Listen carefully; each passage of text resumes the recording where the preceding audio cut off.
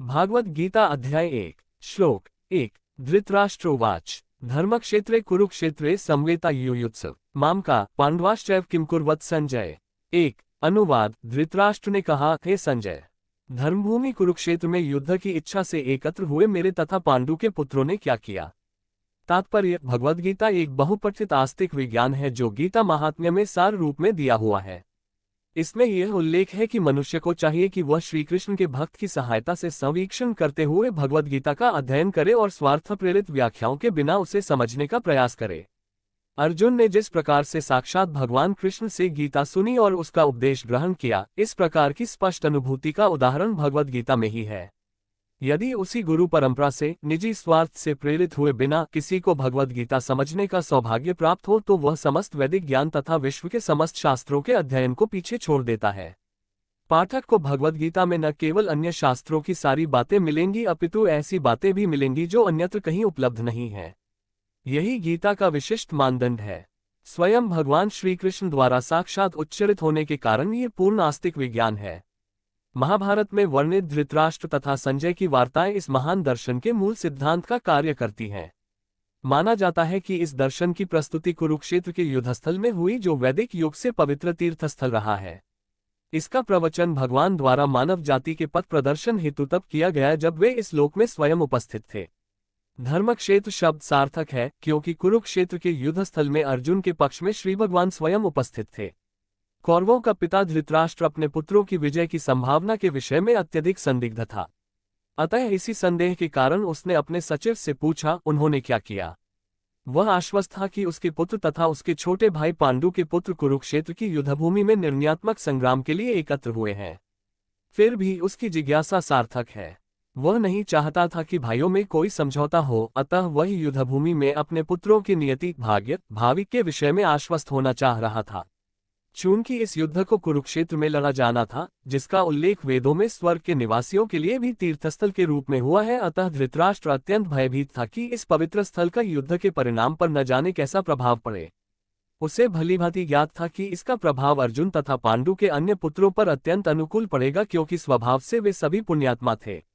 संजय श्री व्यास का शिष्य था, अतः उनकी कृपा से संजय धृतराष्ट्र के कक्ष में बैठे बैठे कुरुक्षेत्र के युद्धस्थल का दर्शन कर सकता था। इसीलिए धृतराष्ट्र ने उससे युद्धस्थल की स्थिति के विषय में पूछा। पांडव तथा धृतराष्ट्र के पुत्र दोनों ही एक वंश से संबंधित हैं, किंतु यहाँ पर धृतराष्ट्र के वाक्य से उसके मनोभाव प्रकट होते हैं। उसने जानबूझकर अपने पुत्रों को कुरु कहा और पांडु के पुत्रों को वंश के उत्तराधिकार से विलग कर दिया। इस तरह पांडु के पुत्रों अर्थात अपने भतीजों के साथ धृतराष्ट्र की विशिष्ट मन स्थिति समझी जा सकती है। जिस प्रकार धान के खेत से अवांछित पौधों को उखाड़ दिया जाता है, उसी प्रकार इस कथा के आरंभ से ही ऐसी आशा की जाती है कि जहां धर्म के पिता श्री कृष्ण उपस्थित हो वहां कुरुक्षेत्र रूपी खेत में दुर्योधन आदि धृतराष्ट्र के पुत्र रूपी अवांछित पौधों को समूल नष्ट करके युधिष्ठिर आदि नितांत धार्मिक पुरुषों की स्थापना की जाएगी। यहाँ धर्मक्षेत्र तथा कुरुक्षेत्र शब्दों की उनकी ऐतिहासिक तथा वैदिक महत्ता के अतिरिक्त यही सार्थकता है। श्लोक 2 संजय उवाच दृष्ट्वा तु पांडवानीकं व्यू दुर्योधनस्ता आचार्यमुपंगम्य राजा वचनमब्रवीत्। 2 अनुवाद। संजय ने कहा, हे राजन, पांडुपुत्रों द्वारा सेना की व्यूह रचना देखकर राजा दुर्योधन अपने गुरु के पास गया और उसने ये शब्द कहे। तात्पर्य। धृतराष्ट्र जन्म से अंधा था। दुर्भाग्यवश वह आध्यात्मिक दृष्टि से भी वंचित था। वह ये भी जानता था कि उसी के समान उसके पुत्र भी धर्म के मामले में अंधे हैं और उसे विश्वास था कि वे पांडवों के साथ कभी भी समझौता नहीं कर पाएंगे क्योंकि पांचों पांडव जन्म से ही पवित्र थे। फिर भी उसे तीर्थस्थान के प्रभाव के विषय में संदेह था। इसीलिए संजय युद्धभूमि की स्थिति के विषय में उसके प्रश्न के मंतव्य को समझ गया। अतः वह निराश राजा को प्रोत्साहित करना चाह रहा था। उसने उसे विश्वास दिलाया कि उसके पुत्र पवित्र स्थान के प्रभाव में आकर किसी प्रकार का समझौता करने नहीं जा रहे हैं। उसने राजा को बताया कि उसका पुत्र दुर्योधन पांडवों की सेना को देखकर तुरंत अपने सेनापति द्रोणाचार्य को वास्तविक स्थिति से अवगत कराने गया। यद्यपि दुर्योधन को राजा कहकर संबोधित किया गया है तो भी स्थिति की गंभीरता के कारण उसे सेनापति के पास जाना पड़ा। अतएव दुर्योधन राजनीतिज्ञ बनने के लिए सर्वथा उपयुक्त था, किंतु जब उसने पांडवों की व्यूह रचना देखी तो उसका ये कूटनीतिक व्यवहार उसके भय को छिपा न पाया। श्लोक 3 पश्यता पांडुपुत्राणामाचार्य महति चमोम व्यूढ़ा द्रुपदपुत्रेण तव शिष्येन धीमता। 3 अनुवाद। हे आचार्य, पांडुपुत्रों की विशाल सेना को देखें, जिसे आपके बुद्धिमान शिष्य द्रुपद के पुत्र ने इतने कौशल से व्यवस्थित किया है। तात्पर्य, परम राजनीतिज्ञ दुर्योधन महान ब्राह्मण सेनापति द्रोणाचार्य के दोषों को इंगित करना चाहता था। अर्जुन की पत्नी द्रौपदी के पिता राजा द्रुपद के साथ द्रोणाचार्य का कुछ राजनीतिक झगड़ा था। इस झगड़े के फलस्वरूप द्रुपद ने एक महान यज्ञ संपन्न किया, जिससे उसे एक ऐसा पुत्र प्राप्त होने का वरदान मिला जो द्रोणाचार्य का वध कर सके। द्रोणाचार्य इसे भली भांति जानता था, किंतु जब द्रुपद का पुत्र धृष्टद्युम्न युद्ध शिक्षा के लिए उसको सौंपा गया तो द्रोणाचार्य को उसे अपने सारे सैनिक रहस्य प्रदान करने में कोई झिझक नहीं हुई। अब धृष्टद्युम्न कुरुक्षेत्र की युद्धभूमि में पांडवों का पक्ष ले रहा था और उसने द्रोणाचार्य से जो कला सीखी थी उसी के आधार पर उसने यह व्यूह रचना की थी। दुर्योधन ने द्रोणाचार्य की इस दुर्बलता की ओर इंगित किया, जिससे वह युद्ध में सजग रहे और समझौता न करे। इसके द्वारा वह द्रोणाचार्य को यह भी बताना चाह रहा था कि कहीं वह अपने प्रिय शिष्य पांडवों के प्रति युद्ध में उदारता न दिखा बैठे। विशेष रूप से अर्जुन उसका अत्यंत प्रिय एवं तेजस्वी शिष्य था। दुर्योधन ने यह भी चेतावनी दी कि युद्ध में इस प्रकार की उदारता से हार हो सकती है। श्लोक 4 अत्र शूरा महेश्वासा भीमार्जुन समायुधि युयुधानो विराटश्च द्रुपदश्च महारथः। 4 अनुवाद, इस सेना में भीम तथा अर्जुन के समान युद्ध करने वाले अनेक वीर धनुर्धर हैं, यथा महारथी युयुधान, विराट तथा द्रुपद। तात्पर्य, यद्यपि युद्धकला में द्रोणाचार्य की महान शक्ति के समक्ष धृष्टद्युम्न महत्वपूर्ण बाधक नहीं था, किंतु ऐसे अनेक योद्धा थे जिनसे भय था। दुर्योधन इन्हें विजय पथ में अत्यंत बाधक बताता है, क्योंकि इनमें से प्रत्येक योद्धा भीम तथा अर्जुन के समान दुर्जय था। उसे भीम तथा अर्जुन के बल का ज्ञान था, इसीलिए वह अन्यों की तुलना इन दोनों से करता है। श्लोक 5 धृष्टकेतुश्चेकितानः काशीराजश्च वीर्यवान पुरुजित कुंतिभोजश्च शाब्यश्च नरपुंगवः। 5 अनुवाद, इनके साथ ही धृष्टकेतु, चेकितान, काशीराज, पुरुजित, कुंतिभोज तथा शाब्य जैसे महान शक्तिशाली योद्धा भी हैं। श्लोक 6 युधामन्युश्च विक्रांत उत्तमोजाश्च वीर्यवान सौभद्रो द्रौपदेयाश्च सर्व एव महारथाः। 6 अनुवाद, पराक्रमी युधामन्यु, अत्यंत शक्तिशाली उत्तमौजा, सुभद्रा का पुत्र तथा द्रौपदी के पुत्र, ये सभी महारथी हैं। श्लोक 7 अस्माकं तु विशिष्टा ये तान्निबोध द्विजोतम नायिका मम सैन्यस्य संज्ञात तानब्रवीमीते। 7 अनुवाद, किंतु हे ब्राह्मण श्रेष्ठ, आपकी सूचना के लिए मैं अपनी सेना के उन नायकों के विषय में बताना चाहूंगा जो मेरी सेना को संचालित करने में विशेष रूप से निपुण हैं। श्लोक 8 भवान भीष्मश्च कर्णश्च कृपश्च समितिञ्जयः अश्वत्थामा विकर्णश्च सौमदत्तिस्तैश्च। 8 अनुवाद, मेरी सेना में स्वयं आप, भीष्म, कर्ण, कृपाचार्य, अश्वत्थामा, विकर्ण तथा सोमदत्त का पुत्र भूरिश्रवा आदि हैं जो युद्ध में सदैव विजयी रहे हैं। तात्पर्य, दुर्योधन उन अद्वितीय युद्धवीरों का उल्लेख करता है जो सदैव विजयी होते रहे हैं। विकर्ण दुर्योधन का भाई है, अश्वत्थामा द्रोणाचार्य का पुत्र है और सौमदत्ति या भूरिश्रवा बाहलिकों के राजा का पुत्र है। कर्ण अर्जुन का आधा भाई है, क्योंकि वह कुंती के गर्भ से राजा पांडु के साथ विवाहित होने के पूर्व उत्पन्न हुआ था।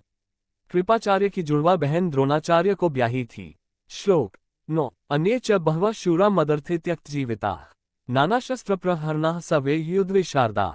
9 अनुवाद, ऐसे अन्य अनेक वीर भी हैं जो मेरे लिए अपना जीवन त्याग करने के लिए उद्यत हैं। वे विविध प्रकार के हथियारों से सुसज्जित हैं और युद्ध विद्या में निपुण हैं। तात्पर्य, जहां तक अन्यों का यथा जयद्रथ, कृतवर्मा तथा शल्य का संबंध है, वे सब दुर्योधन के लिए अपने प्राणों की आहुति देने के लिए तैयार रहते थे। दूसरे शब्दों में, ये पूर्व निश्चित है कि वे अब पापी दुर्योधन के दल में सम्मिलित होने के कारण कुरुक्षेत्र के युद्ध में मारे जाएंगे। निस्संदेह अपने मित्रों की संयुक्त शक्ति के कारण दुर्योधन अपनी विजय के प्रति आश्वस्त था। श्लोक 10 अपर्याप्तम तदस्माकं बलम भीष्माभिरक्षितम पर्याप्तम त्विदमितेषां बलम भीमाभिरक्षितम। 10 अनुवाद, हमारी शक्ति अपरिमेय है और हम सब पितामह द्वारा भलीभांति संरक्षित हैं, जबकि पांडवों की शक्ति भीम द्वारा भलीभांति संरक्षित होकर भी सीमित है। तात्पर्य, यहाँ पर दुर्योधन ने तुलनात्मक शक्ति का अनुमान प्रस्तुत किया है। वह सोचता है कि अत्यंत अनुभवी सेनानायक भीष्म पितामह के द्वारा विशेष रूप से संरक्षित होने के कारण उसकी सशस्त्र सेनाओं की शक्ति अपरिमेय है। दूसरी ओर पांडवों की सेनाएं सीमित हैं, क्योंकि उनकी सुरक्षा एक कम अनुभवी नायक भीम द्वारा की जा रही है, जो भीष्म की तुलना में नगण्य है। दुर्योधन सदैव भीम से ईर्ष्या करता था, क्योंकि वह जानता था कि यदि उसकी मृत्यु कभी हुई भी तो वह भीम के द्वारा ही होगी। किंतु साथ ही उसे दृढ़ विश्वास था कि भीष्म की उपस्थिति में उसकी विजय निश्चित है, क्योंकि भीष्म कहीं अधिक उत्कृष्ट सेनापति हैं। वह युद्ध में विजयी होगा, यह उसका दृढ़ निश्चय था। श्लोक 11 अयनेषु च सर्वेषु यथाभागवमस्थिताः भीष्मेवाभिरक्षन्तु भवन्तः सर्वैः। 11 अनुवाद। अतएव सैन्य व्यूह में अपने अपने मोर्चों पर खड़े रहकर आप सभी भीष्म पितामह को पूरी पूरी सहायता दें। तात्पर्य। भीष्म पितामह के शौर्य की प्रशंसा करने के बाद दुर्योधन ने सोचा कि कहीं अन्य योद्धा यह न समझ ले कि उन्हें कम महत्व दिया जा रहा है, अतः दुर्योधन ने अपने सहज कूटनीतिक ढंग से स्थिति संभालने के उद्देश्य से उपर्युक्त शब्द कहे। उसने बलपूर्वक कहा कि भीष्मदेव निस्संदेह महानतम योद्धा हैं, किंतु अब वे वृद्ध हो चुके हैं, अतः प्रत्येक सैनिक को चाहिए कि चारों ओर से उनकी सुरक्षा का विशेष ध्यान रखे। हो सकता है कि वे किसी एक दिशा में युद्ध करने में लग जाएं और शत्रु इस व्यस्तता का लाभ उठा ले। अतः यह आवश्यक है कि अन्य योद्धा मोर्चों पर अपनी अपनी स्थिति पर अडिग रहें और शत्रु को व्यूह न तोड़ने दें। दुर्योधन को पूर्ण विश्वास था कि कुरुओं की विजय भीष्मदेव की उपस्थिति पर निर्भर है। उसे युद्ध में भीष्मदेव तथा द्रोणाचार्य के पूर्ण सहयोग की आशा थी, क्योंकि वह अच्छी तरह जानता था कि इन दोनों ने उस समय एक शब्द भी नहीं कहा था जब अर्जुन की पत्नी द्रौपदी को असहायावस्था में भरी सभा में नग्न किया जा रहा था और जब उसने उनसे न्याय की भीख मांगी थी। ये जानते हुए भी कि इन दोनों सेनापतियों के मन में पांडवों के लिए स्नेह था, दुर्योधन को आशा थी कि वे इस स्नेह को उसी तरह त्याग देंगे जिस तरह उन्होंने द्यूत क्रीड़ा के अवसर पर किया था। श्लोक 12 तस्य संजनयन हर्ष कुरुवृद्ध पितामह सिंहनादम विनद्योचे शंख दध्मो प्रतापवान। 12 अनुवाद। तब कुरुवंश के वयोवृद्ध परम प्रतापी एवं वृद्ध पितामह ने सिंह गर्जना की सी ध्वनि करने वाले अपने शंख को उच्च स्वर से बजाया, जिससे दुर्योधन को हर्ष हुआ। तात्पर्य। कुरुवंश के वयोवृद्ध पितामह अपने पौत्र दुर्योधन का मनोभाव जान गए और उसके प्रति अपनी स्वाभाविक दयावश उन्होंने उसे प्रसन्न करने के लिए अत्यंत उच्च स्वर से अपना शंख बजाया, जो उनकी सिंह के समान स्थिति के अनुरूप था। अप्रत्यक्ष रूप में शंख के द्वारा प्रतीकात्मक ढंग से उन्होंने अपने हताश पौत्र दुर्योधन को बता दिया कि उन्हें युद्ध में विजय की आशा नहीं है, क्योंकि दूसरे पक्ष में साक्षात भगवान श्री कृष्ण हैं। फिर भी युद्ध का मार्गदर्शन करना उनका कर्तव्य था और इस संबंध में वे कोई कसर नहीं रखेंगे। श्लोक 13 ततः शंखाश्च भैर्यश्च पन्वान् गोमुखाः सहस्वाभ्यहन्यन्त स शब्दस्तु मूलोऽभवत्। 13 अनुवाद। तत्पश्चात शंख, नगाड़े, बिगुल, तुरही तथा सींग सहसा एक साथ बज उठे। वह संवेद स्वर अत्यंत कोलाहलपूर्ण था। श्लोक 14 ततः श्वेतर्हयैर्युक्ते महति स्यन्दने स्थित माधवः पांडवश्चैव दिव्यो शंखो प्रदधमतु। 14 अनुवाद। दूसरी ओर से श्वेत घोड़ों द्वारा खींचे जाने वाले विशाल रथ पर आसीन कृष्ण तथा अर्जुन ने अपने अपने दिव्य शंख बजाए। तात्पर्य। भीष्मदेव द्वारा बजाए गए शंख की तुलना में कृष्ण तथा अर्जुन के शंखों को दिव्य कहा गया है। दिव्य शंखों के नाद से यह सूचित हो रहा था कि दूसरे पक्ष की विजय की कोई आशा न थी, क्योंकि कृष्ण पांडवों के पक्ष में थे। जयस्तु पांडुपुत्राना येषां पक्षे जनार्दन। जय सदा पांडु के पुत्र जयसों की होती है, क्योंकि भगवान कृष्ण उनके साथ हैं। और जहां जहां भगवान विद्यमान है वहीं वहीं लक्ष्मी भी रहती है, क्योंकि वे अपने पति के बिना नहीं रह सकती। अतः जैसा कि विष्णु या भगवान कृष्ण के शंख द्वारा उत्पन्न दिव्य ध्वनि से सूचित हो रहा था, विजय तथा श्री दोनों ही अर्जुन की प्रतीक्षा कर रही थीं। इसके अतिरिक्त जिस रथ में दोनों मित्र आसीन थे वह अर्जुन को अग्नि देवता द्वारा प्रदत्त था और इससे सूचित हो रहा था कि तीनों लोकों में जहां कहीं भी यह जाएगा वहां विजय निश्चित है। श्लोक 15 पांचजन्यम ऋषिकेशो देवदत्तम धनंजय पौंड्रम दध्मो महाशंख भीमकर्मावृकोदर। 15 अनुवाद। भगवान कृष्ण ने अपना पांचजन्य शंख बजाया, अर्जुन ने देवदत्त शंख तथा अतिभुजी एवं अतिमानवीय कार्य करने वाले भीम ने पौंड्र नामक भयंकर शंख बजाया। तारांकन। तात्पर्य। तारांकन। इस श्लोक में भगवान कृष्ण को ऋषिकेश कहा गया है, क्योंकि वे ही समस्त इंद्रियों के स्वामी हैं। सारे जीव उनके भिन्नांश हैं, अतः जीवों की इंद्रियां भी उनकी इंद्रियों के अंश हैं। चूंकि निर्विशेषवादी जीवों की इंद्रियों का कारण बताने में असमर्थ हैं, इसलिए वे जीवों को इंद्रियहित या निर्विशेष कहने के लिए उत्सुक रहते हैं। भगवान समस्त जीवों के हृदयों में स्थित होकर उनकी इंद्रियों का निर्देशन करते हैं, किंतु वे इस तरह निर्देशन करते हैं कि जीव उनकी शरण ग्रहण कर ले, और विशुद्ध भक्त की इंद्रियों का तो वे प्रत्यक्ष निर्देशन करते हैं। यहाँ कुरुक्षेत्र की युद्धभूमि में भगवान कृष्ण अर्जुन की दिव्य इंद्रियों का निर्देशन करते हैं, इसलिए उनको ऋषिकेश कहा गया है। भगवान के विविध कार्यों के अनुसार उनके भिन्न भिन्न नाम हैं। उदाहरणार्थ, इनका एक नाम मधुसूदन है, क्योंकि उन्होंने मधु नाम के असुर को मारा था। वे गौवों तथा इंद्रियों को आनंद देने के कारण गोविंद कहलाते हैं। वसुदेव के पुत्र होने के कारण इनका नाम वासुदेव है। देवकी को माता रूप में स्वीकार करने के कारण इनका नाम देवकीनंदन है। वृंदावन में यशोदा के साथ बाल लीलाएं करने के कारण ये यशोदानंदन है। अपने मित्र अर्जुन का सारथी बनने के कारण पार्थसारथी हैं। इसी प्रकार उनका एक नाम ऋषिकेश है क्योंकि उन्होंने कुरुक्षेत्र के युद्धस्थल में अर्जुन का निर्देशन किया। इस श्लोक में अर्जुन को धनंजय कहा गया है क्योंकि जब इनके बड़े भाई को विभिन्न यज्ञ संपन्न करने के लिए धन की आवश्यकता हुई थी तो उसे प्राप्त करने में इन्होंने सहायता की थी। इसी प्रकार भीम वृकोदर कहलाते हैं क्योंकि जैसे वे अधिक खाते हैं उसी प्रकार वे अतिमानवीय कार्य करने वाले हैं, जैसे हिडिंबासुर का वध। अतः पांडवों के पक्ष में श्रीकृष्ण इत्यादि विभिन्न व्यक्तियों द्वारा विशेष प्रकार के शंखों का बजाया जाना युद्ध करने वाले सैनिकों के लिए अत्यंत प्रेरणाप्रद था। विपक्ष में ऐसा कुछ न था, न तो परम निदेशक भगवान कृष्ण थे, न ही भाग्य की देवी श्री थी।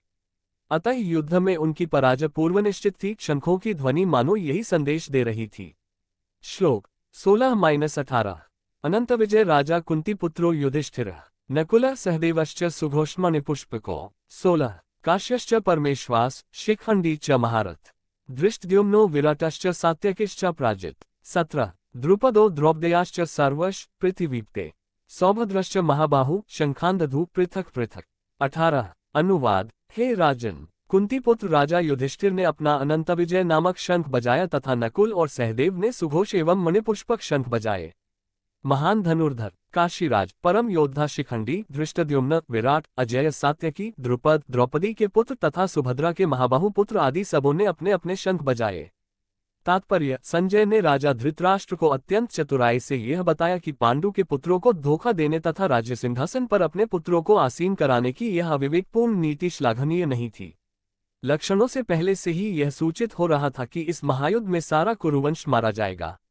भीष्म पितामह से लेकर अभिमन्यु तथा अन्य पौत्रों तक विश्व के अनेक देशों के राजाओं समेत उपस्थित सारे के सारे लोगों का विनाश निश्चित था। ये सारी दुर्घटना राजा धृतराष्ट्र के कारण होने जा रही थी क्योंकि उसने अपने पुत्रों की कुनीति को प्रोत्साहन दिया था। श्लोक 19 सघोषो धार्तराष्ट्राणा हृदयानि व्यदारयत नभश्च पृथ्वी चैव तुमुलोभ्यनुनादयन् 19 अनुवाद। इन विभिन्न शंखों की ध्वनि कोलाहलपूर्ण बन गई जो आकाश तथा पृथ्वी को शब्दायमान करती हुई धृतराष्ट्र के पुत्रों के हृदयों को विदीर्ण करने लगी। तात्पर्य, जब भीष्म तथा दुर्योधन के पक्ष के अन्य वीरों ने अपने अपने शंख बजाए तो पांडवों के हृदय विदीर्ण नहीं हुए। ऐसी घटनाओं का वर्णन नहीं मिलता, किंतु इस विशिष्ट श्लोक में कहा गया है कि पांडव पक्ष के शंखनाद से धृतराष्ट्र के पुत्रों के हृदय विदीर्ण हो गए। इसका कारण स्वयं पांडव और भगवान कृष्ण में उनका विश्वास है। परमेश्वर की शरण ग्रहण करने वाले को किसी प्रकार का भय नहीं रह जाता, चाहे वह कितनी ही विपत्ति में क्यों न हो। श्लोक 20 अथ व्यवस्थितान् दृष्ट्वा धार्तराष्ट्रान् कपिध्वजः प्रवृते शस्त्रसंपाते धनुरुद्यम्य पांडवः ऋषिकेशं तदा वाक्यमिदमाहमहीपते 20 अनुवाद। उस समय हनुमान से अंकित ध्वजा लगे रथ पर आसीन पांडुपुत्र अर्जुन अपना धनुष उठाकर तीर चलाने के लिए उद्यत हुआ। हे राजन, धृतराष्ट्र के पुत्रों को व्यूह में खड़ा देखकर अर्जुन ने श्रीकृष्ण से ये वचन कहे। तात्पर्य, युद्ध प्रारंभ होने ही वाला था। उपर्युक्त कथन से ज्ञात होता है कि पांडवों की सेना की अप्रत्याशित व्यवस्था से धृतराष्ट्र के पुत्र बहुत कुछ निरुत्साहित थे क्योंकि युद्धभूमि में पांडवों का निर्देशन भगवान कृष्ण के आदेशानुसार हो रहा था। अर्जुन की ध्वजा पर हनुमान का चिन्ह भी विजय का सूचक है क्योंकि हनुमान ने राम तथा रावण युद्ध में राम की सहायता की थी जिससे राम विजयी हुए थे। इस समय अर्जुन की सहायता के लिए उनके रथ पर राम तथा हनुमान दोनों उपस्थित थे। भगवान कृष्ण साक्षात राम है और जहां भी राम रहते हैं वहां उनका नित्य सेवक हनुमान होता है तथा उनकी नित्य सिंगिनी वैभव की देवी सीता उपस्थित रहती हैं। अतः अर्जुन के लिए किसी भी शत्रु से भय का कोई कारण नहीं था। इससे भी अधिक इंद्रियों के स्वामी भगवान कृष्ण निर्देश देने के लिए साक्षात उपस्थित थे। इस प्रकार अर्जुन को युद्ध करने के मामले में सारा सत्परामर्श प्राप्त था। ऐसी स्थितियों में जिनकी व्यवस्था भगवान ने अपने शाश्वत भक्त के लिए की थी, निश्चित विजय के लक्षण स्पष्ट थे। श्लोक 21-22 अर्जुन उवाच सेनयोरुभयो मध्ये रथ स्थापयमेच्युत यावदेतान् निरीक्ष्य योद्धुकामानवस्थितान् 21 कैर्मया सह योद्धव्यमस्मिन् रणसमुद्यमे 22 अनुवाद। अर्जुन ने कहा, हे अच्युत, कृपा करके मेरा रथ दोनों सेनाओं के बीच ले चले जिससे मैं यहाँ उपस्थित युद्ध की अभिलाषा रखने वालों को और शस्त्रों की इस महान परीक्षा में जिनसे मुझे संघर्ष करना है उन्हें देख सकूं। तात्पर्य, यद्यपि श्री कृष्ण साक्षात श्री भगवान है किंतु वे अहेतु की कृपावश अपने मित्र की सेवा में लगे हुए थे।